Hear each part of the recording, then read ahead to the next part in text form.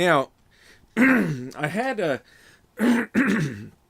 I have these computer issues. I'm just going to do this real briefly because you don't need to know all my troubles. But first, I'll go ahead and get our timestamp going. And that when my old computer, which is laying here still in a pile, when I was doing these classes, I bought that for this purpose, and it started that the screen that we're looking at would blink on and off. It would just go blank, and then I would rub something, it would pop back on. It's like the video card was going out because it would blink like every second on and off. So I went and bought this computer that I'm using right now. But I was having trouble with it, with the audio and the video and all that stuff. It just was not working right. It was distorted. It was messed up. It was not tracking correctly.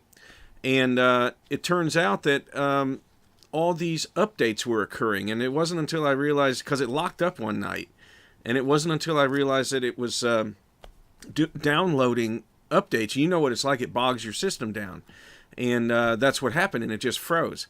So anyway, I finally got all the way to Microsoft, and I said, you guys don't show me a way in Windows 10 how to shut off your updates. Oh, well, you have to do it this way. And so I did that. So anyway, point being is last week, I guess it had been an annual thing, it updated. And it wasn't supposed to. And I went in there and I saw where I had shut it to disable, it was back on to manual now. So it was back on. Anyway, what happened was it updated my my movie maker that I record this with. Right? So this camera is your live feed. That's a Logitech. The one underneath it that goes with the system is my Realtek camera. Realtek upgraded. And I didn't want it to because I had it perfect. If it's not broke, you know. And anyway, and I had to start using a mic like this. I didn't use a mic with my other system. I didn't have to because it was great. But it started blinking, so I couldn't use it anymore. I couldn't trust it. And anyway, point being is that last night, my recording the one that I recorded, and that I upload to YouTube, and you saw those last week. Last night, the first one was out of sync. It looked like a kung fu movie. It was really bad. And so anyway, if that happens tonight, this 2 minutes of explanation is just to say that if that happens, then I'll just do a quick 15-minute recap, so you have this stuff recorded for you, and I'll do it on the old computer and deal with it. But I just really don't trust that thing. Okay. So now, Cecil had a question about learning to play stuff by ear. He sent me an email on that, and I encourage you all, if you have any questions on stuff, to send me a note, because that's the way we can prove that this is live. But before we get to that, I want to go over what we did last week and see if there's any questions there. And I don't know, Donna, did you find your hands up? I guess you can just, and now we know you just click your name. Once you go, all you go ahead and just throw your hand up and then leave it up if you would. Because I can put it down on this side. So if you can find your hands up, Peggy's is up. Cecil, there you go. Good to see you, Cecil. Ed, do you know where your hand is? Oh, there you go. And Donna, I don't know if you can do it on the phone. So let's not worry with it. I'll put your hands down. They're down now. Because what I was going to ask Donna, maybe I don't even know if you could chat in. Is did you get a chance to go through the video and then all this other stuff? Because anyway, because one of the things I left off. Well, you shouldn't have any problem here reading a chord chart. I think you're all okay with that. Throw a hand up if you have any question on a page as I'm going through it. Parts of the guitar. Any questions there? This one, this tuning page, we kind of stopped on this one. Boy, you're having all kinds of trouble, aren't you, Richard? And because we were doing harmonics, did you guys get a chance? I don't want you to keep throwing hands up. So let's look at the harmonics. What we had done was I hadn't even tuned up today. Man, what a day. What a day. I tell you what I ended up having to do to fix my software problem was I had to, let me get this camera straightened out. I had to roll back my Windows system to the prior one before the update. So then I didn't know. I've been working on it all day. I did not know if it was going to work or not. And I really had to futz with it a lot today. Okay, what we had talked about last time was doing harmonics. And harmonics are something that require practice. I know what I need to do. Because I didn't have my table set. I'm just going to pull myself in a little deeper here. And so the harmonics are... you know why I'm stammering? You know, it's when I told you last time, it's not like I'm having a stroke or a seizure or anything. I've got two different pictures. The picture, you know, like I told you, of the camera that you're seeing is cutting off my peg head right here. So I want to make sure that you can see where the nut is, which gives you, because if I do it this way, you don't know where the nut is, and it's hard to see what fret I'm at. But the other picture I have is smaller, and it has it in there. So I was trying to decide, now which one do I really want to show? Anyway, and that's how you know we're on live feed, folks. Let's look at the harmonics then. I'm just going to be at the 12th fret. That's your double dots. When you look at the top, on the front, I know you should have a double dot. If you have dots on your fingerboard, there'll be two there. I have two cat's eyes right there. On the top, for me, I just have one single dot. But I guess this is the Pro model guitar, and I should know that that's at the 12th fret. So the harmonic is done when you lightly touch the pad of your finger to the string without pushing hard enough to bend the string. You don't want to bend the string. If you bend the string, then it mutes out the note.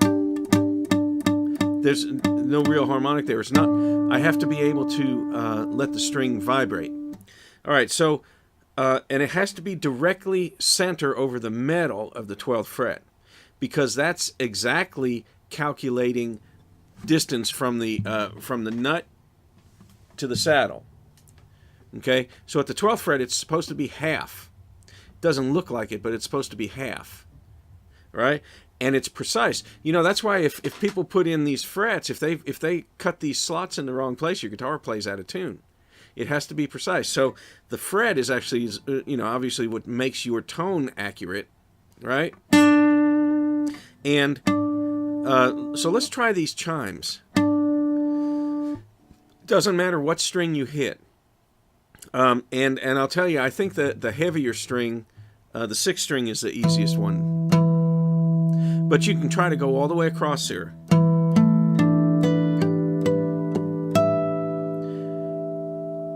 Remember, there used to be, when we were kids, and probably before some of your time, there used to be the Beatles cartoon show, and didn't they start it with that? Okay, so there's your chime. Does anyone throw a hand up if you're not able to do the chime? And I want to go ahead and open up your mic so that I can hear it, because I can hear what the problem is. So if that's the case, I haven't had any hands go up, so then now I can assume that everyone's able to do the chimes. And if not, just, you know, throw your hand up later, and then I'll open up your mic, and you let me know that way that you have a question, and then it will relate back to this. So now, let's look at the chart. When you hit a harmonic, you're having one of the purest tones that you can have on the guitar. It's just a pure tone, unless your strings are bad, right? But when I hit that, that's just perfect. I don't know how better to explain it, except that if you had it on a scope, it would be a really smooth line, right? As opposed to any quiver of a fretted note that has the acoustic waves and beats that are in the note. So anyway, if I hit two that are supposed to be the same note, and one of them is not right, these pure tones are traveling parallel, but if one of them is not right, one of them is shaking. And you'll hear it. Let me see if I can make this shake a little bit.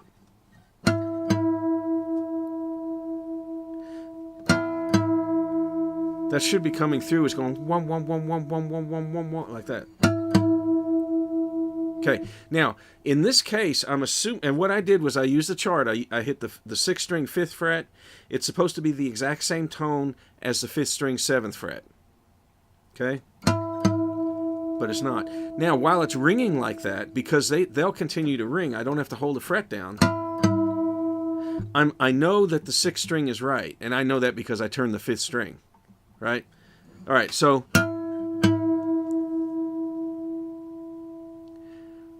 I slowly turn it until I hear it go 1 1 1 1 1 1. When it goes, the slower it gets, the slower that pulse gets. They call it a wave. The slower the wave gets, the closer you are to being in tune.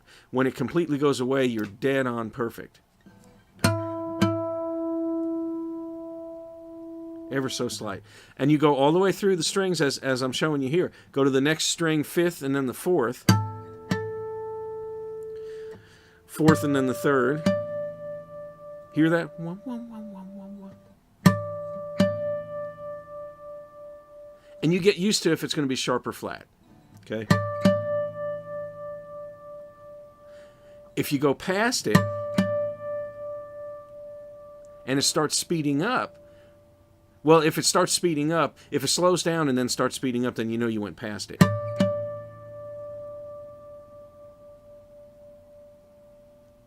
There we go. Right? And then you'll since the 5th the 2nd string is off.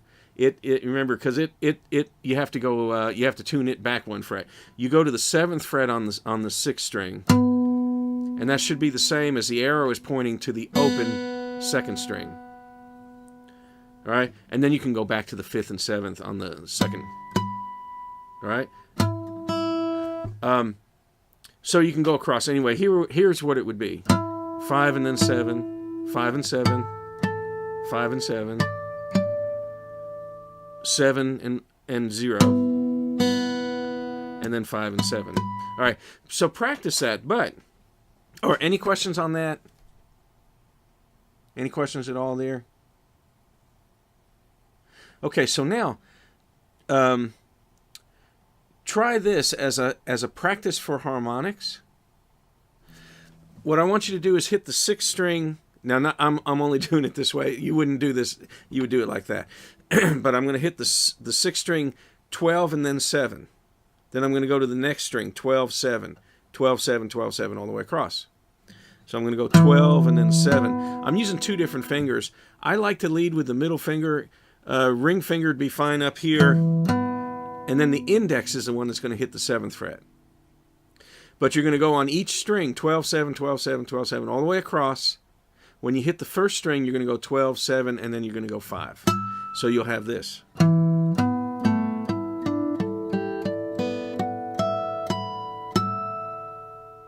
Okay?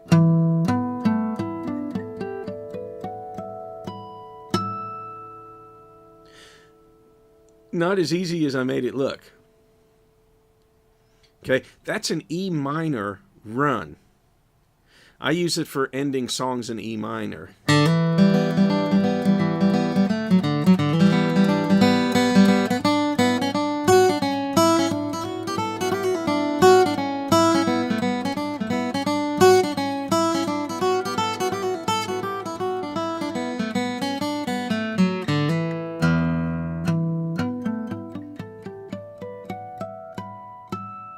See? So practice that. Practice that one. That's the first one that we'll do. Any questions on that? And hopefully the video is still in sync. It was awful, man, watching that video. Oh, it hurt. Okay, any questions there? I want you to practice that. Okay, now let's look at a few things. If I hit my 4th, 3rd, and 2nd string,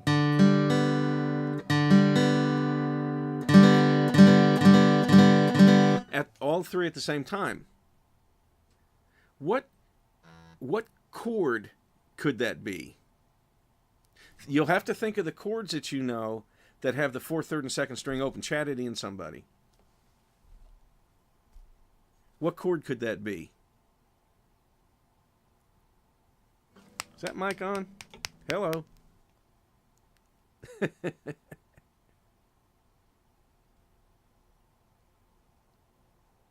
Any ideas?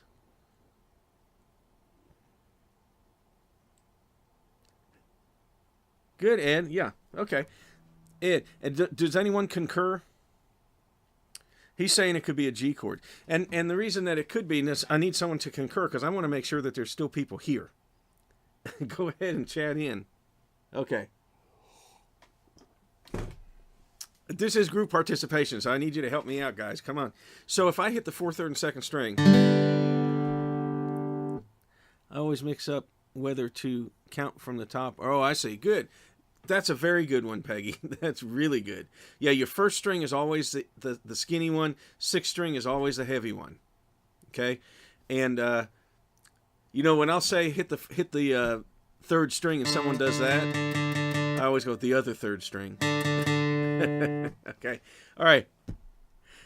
Now, it wouldn't be an E minor because you would have your 2nd fret held over here. Hey, Donna, I saw your hand go up. How'd you do that? Good for you. Good for you. All right. So you see what I mean, Ed? So that wouldn't work there. But now, let's take that. Well, let me first show the G part. If I held the G chord, and of course, you know, I probably mentioned this last week. I want you to hold it with your first 2 fingers in the bass, little finger on the 1st string. This finger's not doing anything. So that's the G. My ring finger's not down anywhere, okay? But that's the way I want you to start getting used to holding it, no matter how you hold it already, okay? The author strongly suggests, I can't tell you enough, okay? But if I held that down and hit the 4th, 3rd, and 2nd string, took my hand off, nothing changes. That's how I know that would be accurately that chord. It could be a G chord, all right? And there's a reason for this. If I did the E minor, Ed, so something changes there. But there is a chord called an E minor 7 when you take your 4th string loose and go all the way through that. That's an E minor 7. So yeah, it could be an E minor 7. So technically, you were real close there. All right, so now here's my point of this. When I hit these 12 fret harmonics, it's an octave above the nut. It's an octave above the open. And you can hear that. Which means that this is a G chord. If I just hit the 4th, 3rd, and 2nd string at one time, that's a G chord. You have to use that in order for you to retain that. So when we play a song in the key of G, let's see, I think we had Will the Circle, right? Or Amazing Grace. Let me play the last line.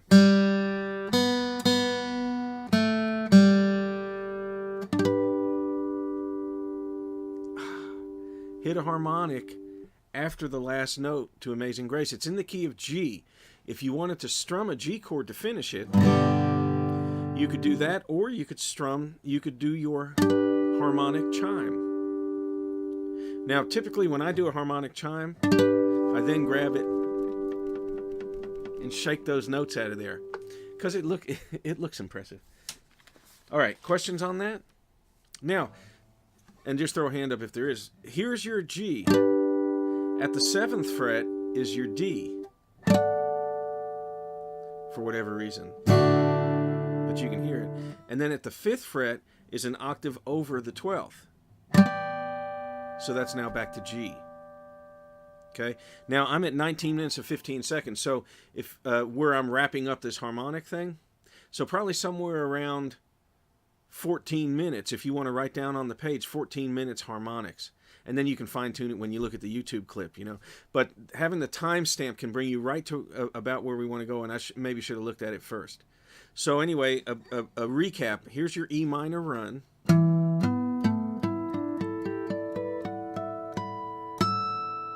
Okay. Here's your G chord. Here's your D chord. And here's your G an octave higher. Okay, now, if I hit the first 3 strings, and Peggy, if I hit the first 3 strings, what chord could that possibly be?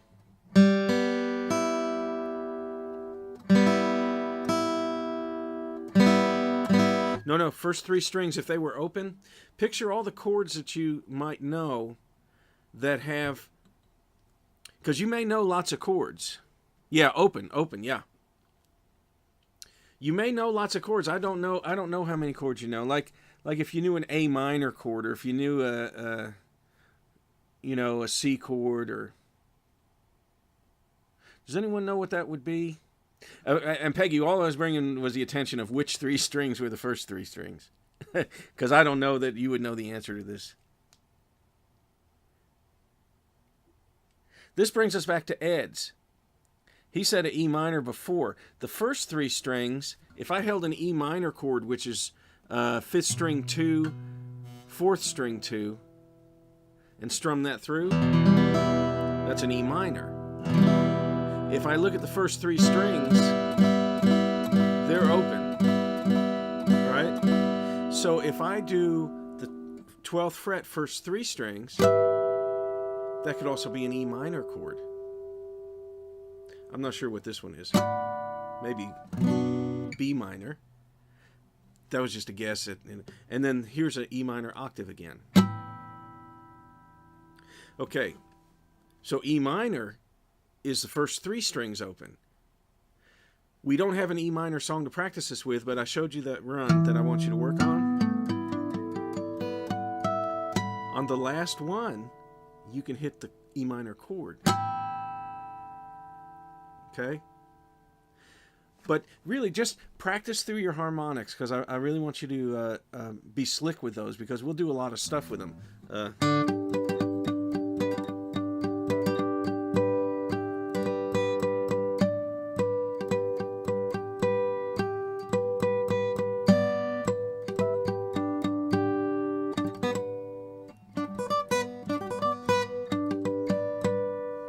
Okay?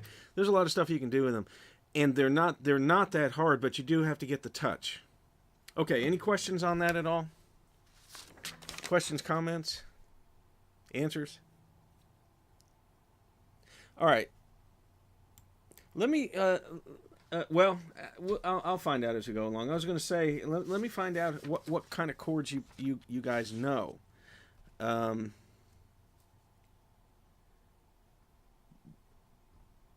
Let me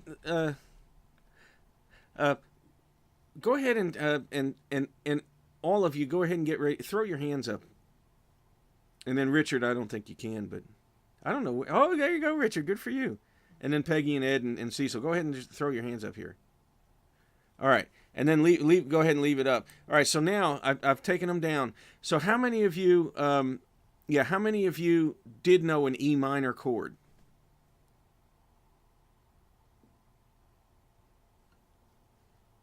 Okay, I'm going to put them down. How many of you know an A minor? Okay, good. How many of you know a D? A D7.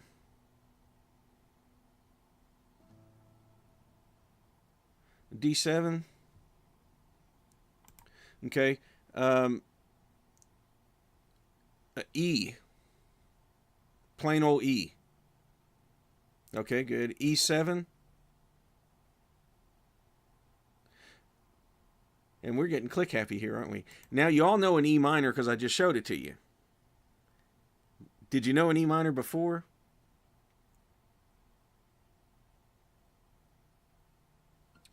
Okay, B7. B is in boy. Okay, so you know, not everybody knew all the chords, but or reacted to it. So for me, it's just really hard to say. But which means to me that you can do some strum patterns in many different keys. You know, the keys kind of overlap their chords, which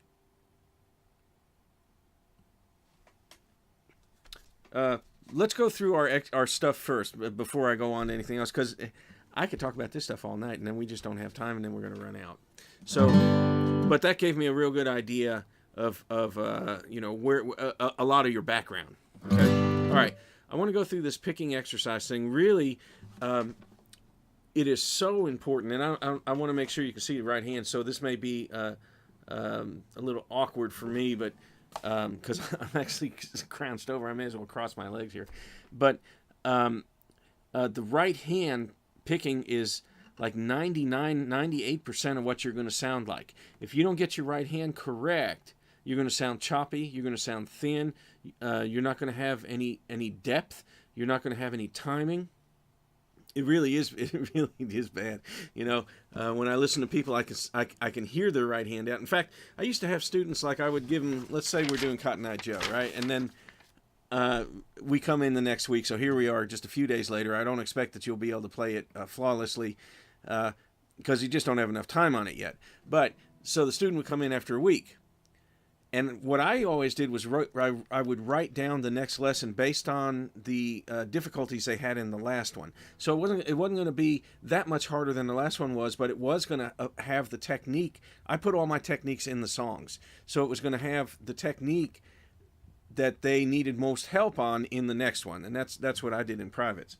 Anyway, so I'd say go ahead and do that, and I would flip my guitar down, and I'd be writing on the back of my guitar as a desk.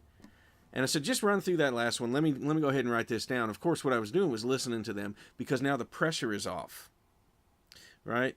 And because when the pressure is on, you can't play through it. You're one of these people who say, well, I could do it at home. I don't know why I couldn't do it here. Everyone does it. I do that. Everyone does it. I could do it at home. In fact, I had a note in my room when people would get so flustered in there. I would just point to the note. It said, I know you can do this better at home. And then on the back side, I'd say, go and turn that page over. Look what the back side says. And it said, I hope you can play it better at home. But anyway, while they were playing, and I was writing out the song, I'm really listening to them, but I can hear the down-ups. You can hear when the timing is off because of the down-ups. And that's critical. Because a brief overview, all we're doing is going like this. Down, up, 1 and 2 and 3 and 4 and. If it's a numbered beat of the measure, it's a downswing. If it's an and beat of the measure, it's an upswing. 1 and. That's all there is. That's the whole right hand. Now you have the mechanics that we talked about last time, and hopefully you've reviewed that out. But that's the kicker right there. And people fight it. You make it look so easy. Hold the G chord. Everyone hold the G chord. Play this along with me. We're going to play it just strumming a G on quarters. Once we say it's on quarters, that means they're just the numbered beats of the measure. Now you also know that they're all done on downswings. Okay? And then we're going to switch to eighths. So all quarters. 3, 4, 1, 2, 3, 4. 2, 3, 4. And it wouldn't hurt to count 2, 3 in your head. 1, 2, just count. Keep a count going. All right. So switch to eighths. Here we go. 1 and 2 and 3 and 4 and 1 and 2 and 3 and 4. Go back to quarters. 2, 3, 4, 1. Go back to eighths. 3, 4, 1 and 2 and. Now, hold it right there. Hold it right there. I don't even have to have your cameras or your mics open to know that you guys did that perfect. Did anyone have any trouble there? Just throw a hand up. No one else will see your hand go up, so no need to be embarrassed. No one has trouble doing that. But when you got to hit single notes, your right hand goes right out the window, and people fight it. Okay? That's why I did this first exercise, but that's why I have, like Cotton Eye Joe, I have arrows over everything that in the beginning. I take the arrows away. I have them at the harder parts. But they're just for you. You need to be aware of those. Anyway, let's go ahead and play through this picking exercise just one time. All right. Okay. 1, and it's all just the third string open, but it's different ways of hitting the third string. Okay. 2, ready, go. 1, 2, 3, 4. 2 beaters. 1, 2, 3, 4. 1, 2.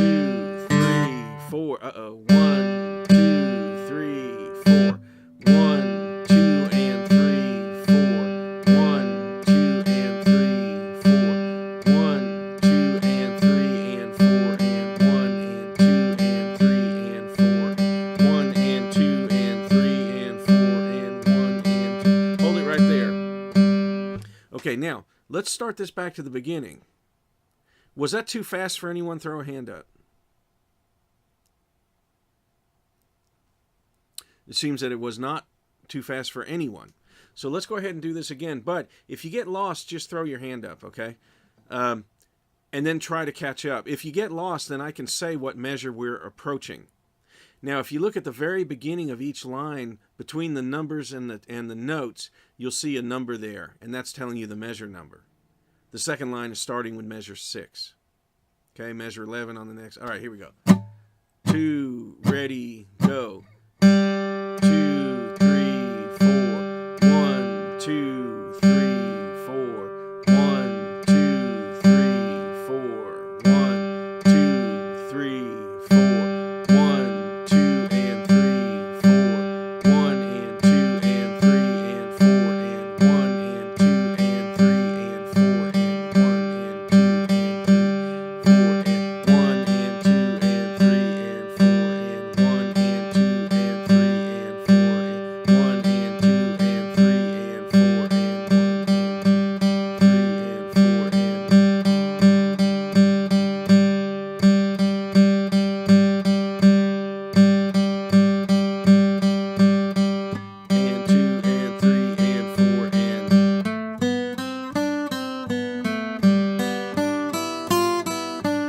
and then you would just start it over again. All right, hold it there. I don't know if anyone made it through that last 2 measures, but it was just to throw in more down ups when you're actually having to change the notes and changing strings. It wouldn't hurt to just take those last 2 measures, well, and just put them into a loop.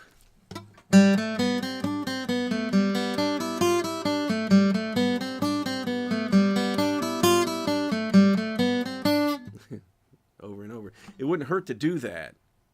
But you're really going to have enough practice at it. Really what the issue is are you, if you look at the last measure, the second note there, open second string, the B, that has to be an up because it's the and beat. The note right before it is the 1 beat, then that's the and.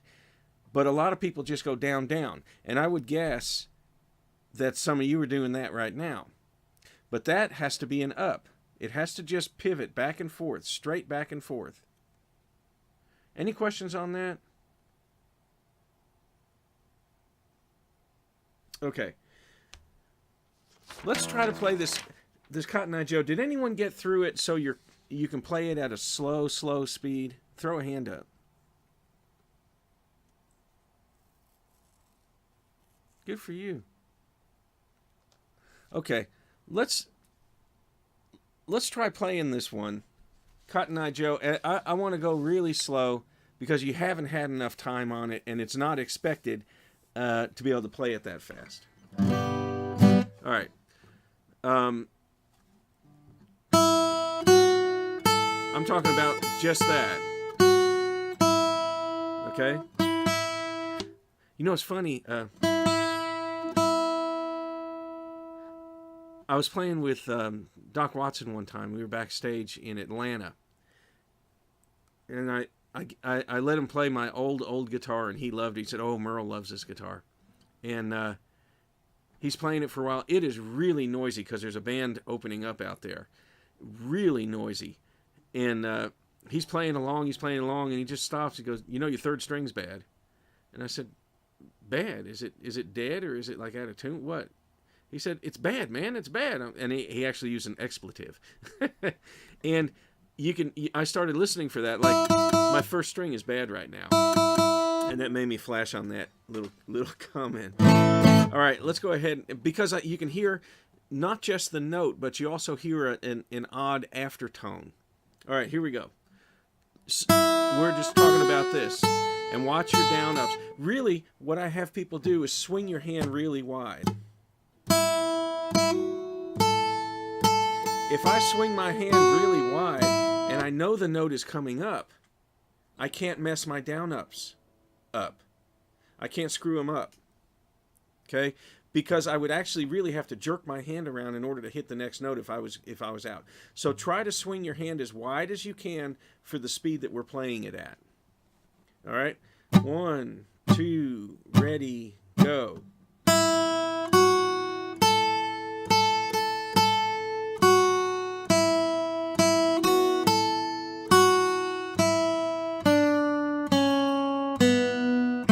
Down up here, watch it now. Swing it wide.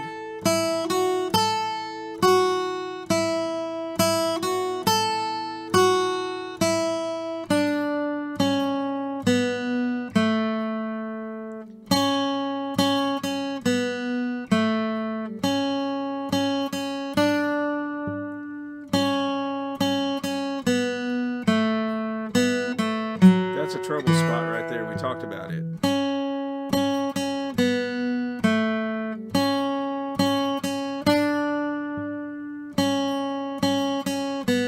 And here's another one. All right, hold it here. Okay, now I like to use a system of 1 to 5, where you chat in a number. 1 really stunk. Really stunk. And then 5 is, boy, I wish I recorded that because I could get a Grammy on it. And then 3 is going to be in the middle, and you know where 2 and 4 is. So where are we on that at that speed right now? Where do you think, how do you think you did on that? I'm eagerly awaiting the poll numbers to come in. Good for you. Good. Because Peggy, I didn't see your hand go up when I asked if you guys could get through it at that speed. Oh, no guitar, Richard. Well, then you, Richard, yours is a 5. Because you played it perfect in your head, didn't you? Okay.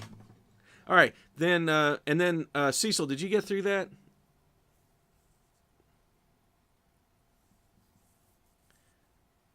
And who am I missing here? Ed, Donna. Donna, I didn't see your... There you go. Yeah. Oh, because yeah, you can't chat. Yeah. All right. Okay. So then, are there any questions on this one? Because we have a lot that I want to start to do. Any questions, comments? All right. Now, I want you to keep in mind this is like a 15 to 20 second song. And speed is the whole thing, but if you don't have your down ups going correct, if you're just jabbing at all the notes, see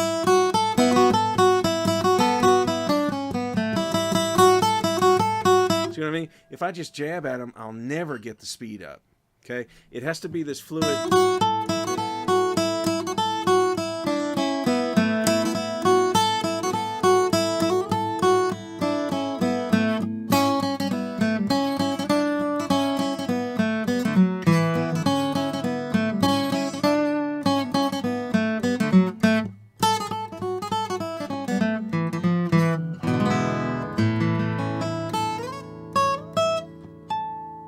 Okay.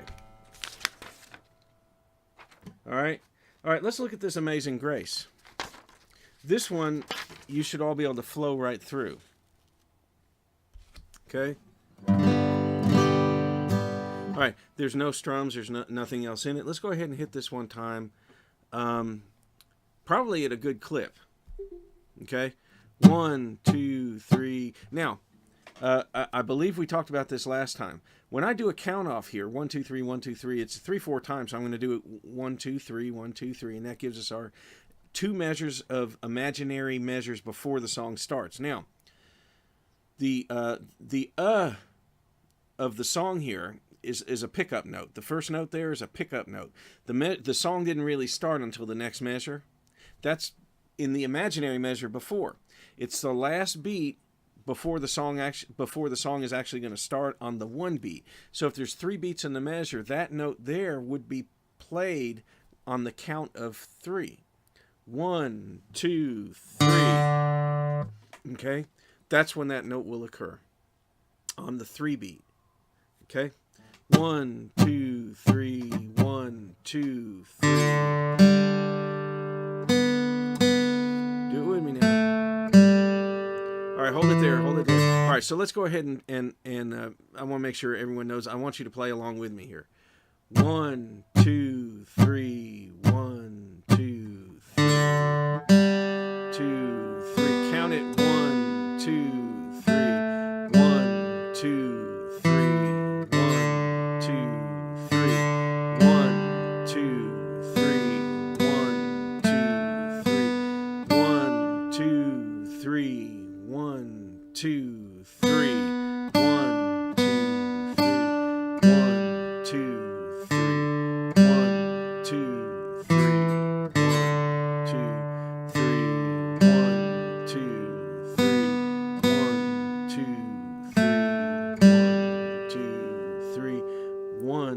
Two back.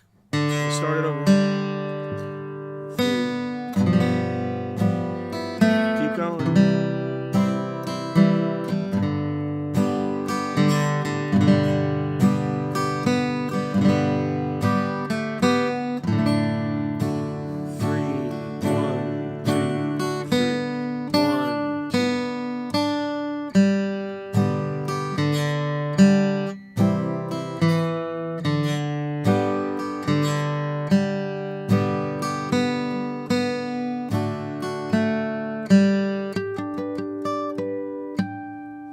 Or I could have, right? All right. Does anyone have any trouble there? I know Richard got another perfect score on that one. Oh, he's logged off now. Richard, where'd you go? Okay, so now, what I want to do here is fill this out with some strums. Okay, so anytime I have a note, I call these add-ins. Now we're adding into this song. Anytime I have a note that's like a more than one beat, like a 2-beat note, the first note of the of the first measure there is a 2-beat note. I'm going to hit it takes 1 beat to hit it. I got 1 beat left over. I can pop in a strum of whatever is written above the measure. Okay, so I'm going to put in a strum, and you could actually write it in if you wanted to write it into the notes themselves. Where it would look like, let's see if I can find a post-it note. Here we go. If you were going to write it into the notes, because, well, I guess it doesn't really matter where you write it. Write it in the tab. Let me do it in the tab. For your tab, picture the lines going across there first, but that's kind of what it looks like. You got that 3rd string one, and then the next note goes up a little bit. If you just put a diagonal line in between that, that's going to represent a strum. Okay? Diagonal lines just represent a strum.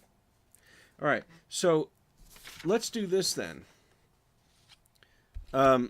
Let's put a strum in after every one of those half notes.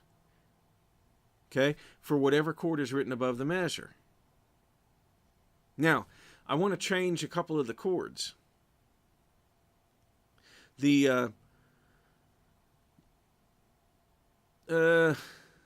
No, I'm going to leave it alone, and we're going to change the chords. We're going to change the chords in next week. I just want to make sure I got time to get onto Cripple Creek, adding this on. So otherwise, let's just do it that way. Now, when we get, so anyway, we're going to have a G and a G and a C and a G, and it'll be this way.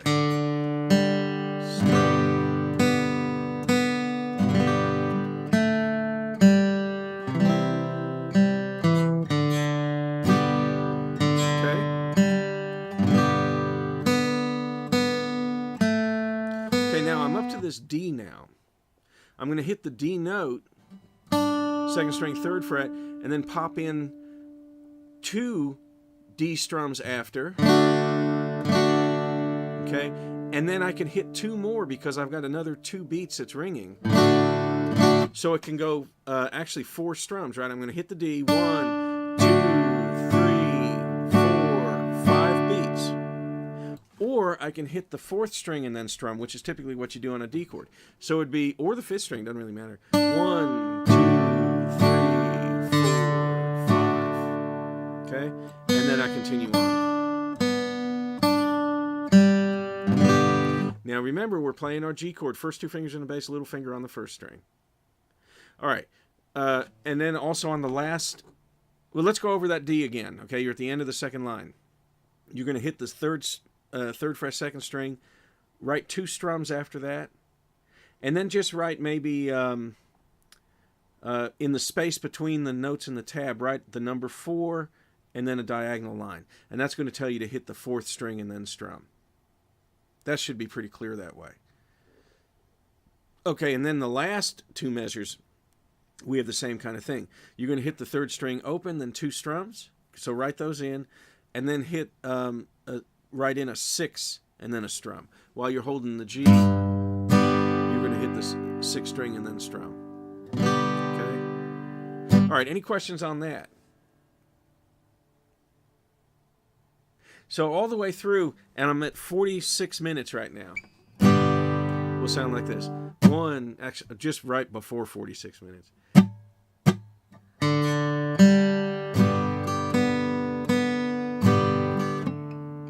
keep missing that one. Don't tell anyone.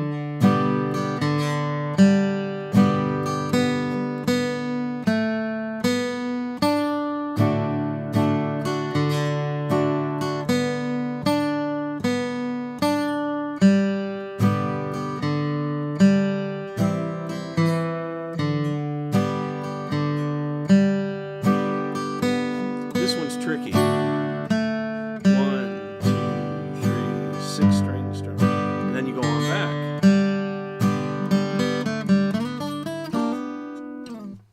And then you put in a little blues stuff. And then if you want to finish it, last line.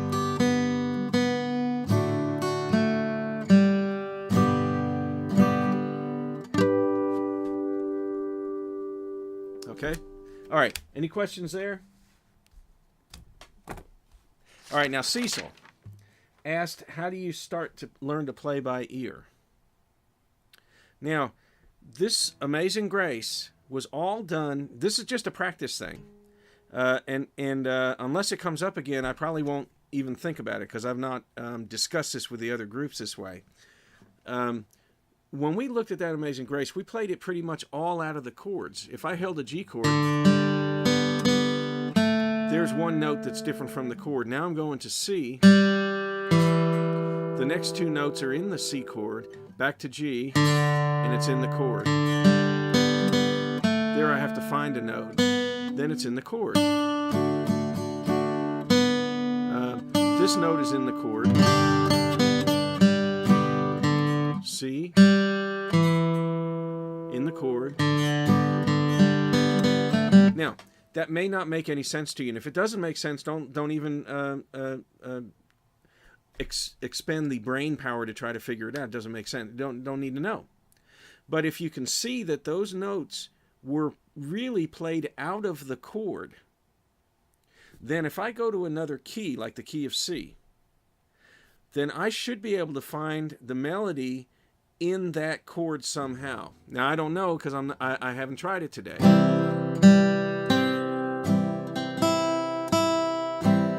Now here's where I had to find a note in G.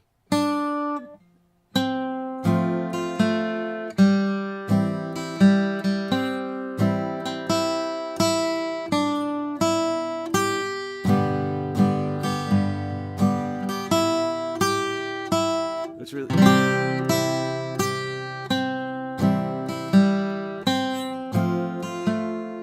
So it's a logic thing. Logic tells me if I find all the notes in a chord, in a key of G, then if I go to any key, I should be able to find the melody notes in the chord of that new key. So if I'm in the key of G, I'm going to play a G, C, and a D. If I'm in the key of C, I'm going to play a C, an F, and a G. It would be a G7. The other one would have been a D7, but we didn't get to that yet, and that's where I stopped on the chord thing earlier. Okay, so now, that being said, Cecil, the way you develop how to find things by ear, first you have more experience than we have right now. Because right now, at this point, I like to just kind of feed you the information and you practice it and get a feel for it. When you can tell what the note's going to sound like before you put your finger down, close to what it's going to sound like, then playing by ear it starts to get really easy. So you have to kind of, right now at this point, you don't necessarily need to be able to do it, but it wouldn't hurt to try to experiment. So if you held a C chord and strummed it out, and you started humming out and finding it in your head, the first note for Amazing Grace. Boom, boom, boom, boom. and then try to hunt that note up.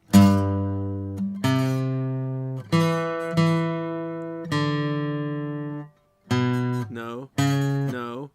So I'm gonna hunt around. I call it the Bible method. It's seek and ye shall find, and you'll find the melody notes. But experiment with that as much as you can with as many different songs that you got in your head.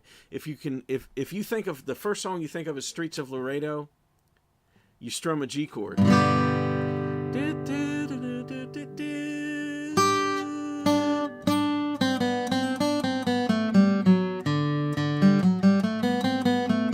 If it was We Wish You a Merry Christmas, boom, boom, then you start to hunt them up. And that's the best exercise you can possibly do. You're noodling and you're deedling with your instrument.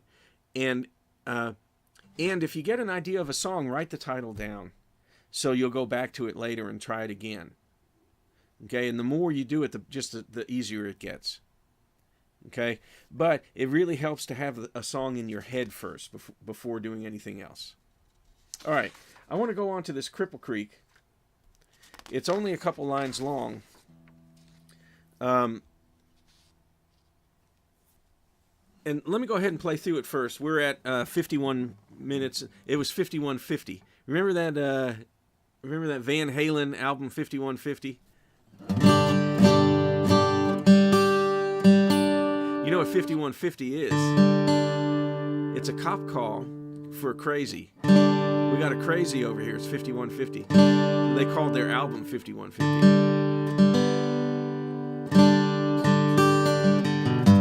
All right, let me play through this Cripple Creek.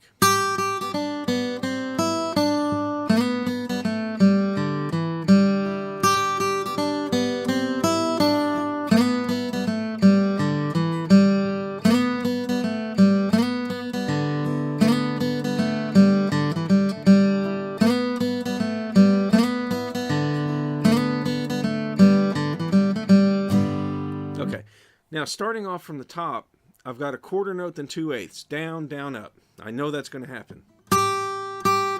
Okay, now I don't like to use... I should have marked fingers in here. I don't like to use the same finger to jump between two strings on adjacent strings, same fret. So what I'm going to actually do, and you may want to write this in here, the first 3 notes are going to be hit with my third finger. So I would write a 3 over it. The next 3 on the second string, I'm going to use my second finger. I'm just going to cross it over. What that's going to allow me to do is keep the first string ringing as long as possible. Now I have almost a chord ringing. See? And it'll sound so much smoother as you speed it up. The more sustain you can develop, the better, more advanced you're going to sound. A sustain added to a beginner would make you sound like an intermediate. Because see, beginners sound like this.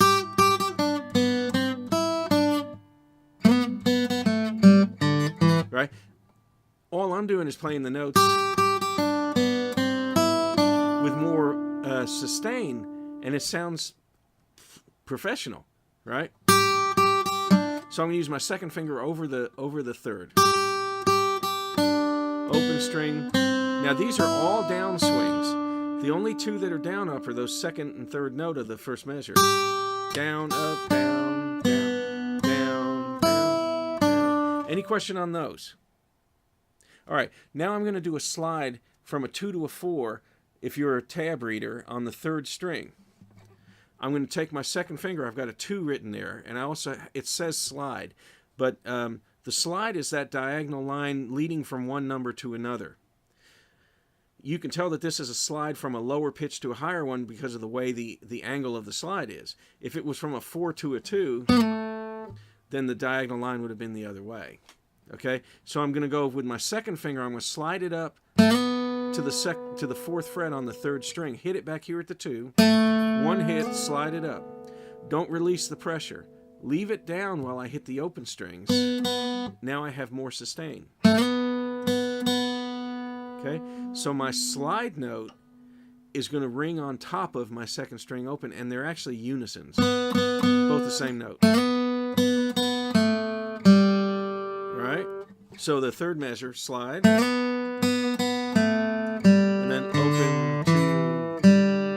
last note's 2 beats. Don't cut it short when you go back. 2, 3, 4, 1 and 2 and 3 and 4 and 2 and 3, 4. Okay. Now the second line is that slide measure 3 times. Okay, then another slide. 4th string open. 2 beats. Slide again. Now we have a series of down ups. Down, up, down, up, down. Practice that. If that measure is tough for you and slows you down, practice that measure 20 times. Rest. Rest. Over and over again. Okay? You do that until it smooths out. You always take the hardest measure, isolate it, practice it, get it smooth, put it back in. So if the slide measure is tough for you, that's what you're going to do. Okay? All right. Any questions that you see on this one? I'm hoping you got enough time over the weekend. I think you'll be fine with it. Okay. So there's a lot to do. You know, we're adding the chords into Amazing Grace. We're constantly working on the speed to Cotton Eye Joe. Now we're adding in Cripple Creek. If you want to fool around with other songs, like I said, with Cecil's asking about